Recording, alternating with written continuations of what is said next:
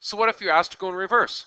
Let's go now from a mixed to an entire radical. How do we go about doing this? Well, wait a second. Before you read anything else here, let me just scan up here so you don't read this part. La, la, la, la.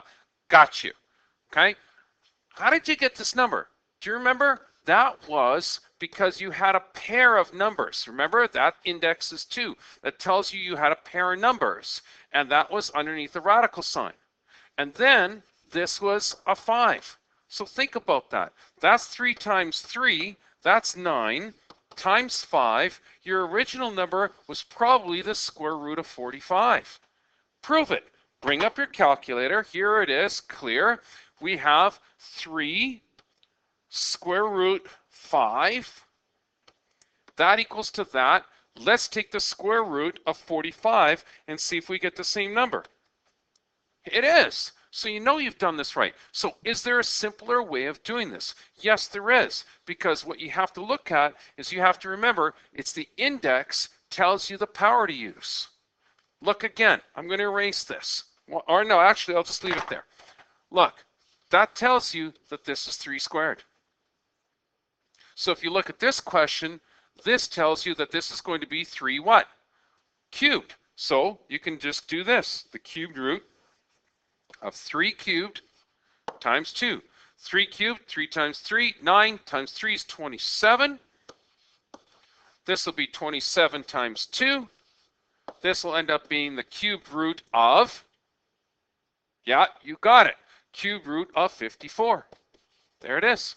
That's how it works. And again, you can bring up your calculator like this to verify that those two numbers are the same. Okay, here we go. 3 times the cubed root, there's cubed root 4, okay, the cubed root of 2, better equal to the cubed root, there we go, of 54. And in fact, it does. Look at that. So using that kind of idea of the index telling you the power to use makes this really simple. Look at this one. This is 7 to the power of 4. So the 4th root of 7 to the power of 4 times 2. 7 to the power of 4, easy peasy. Put it in here. 7 hat 4. Wow, it's going to be a big number. 2401. Okay, so this is going to be the 4th root of 2401 times 2. Now, if you can't do that in your head, that's fine. But this is the 4th root of 4802. And there's your answer for that one. Let's do 2 more. Just for the fish, for the halibut. Okay, there we go. The index on this is squared.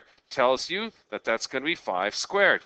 Okay, 5 squared times 3. 5 squared is 25. 25 times 3, square root of 75. You got it. Take a look at this one.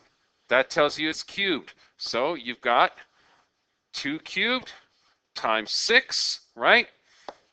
2 cubed, 2 times 2 is 4, times 2 is 8. You have 8 times 6.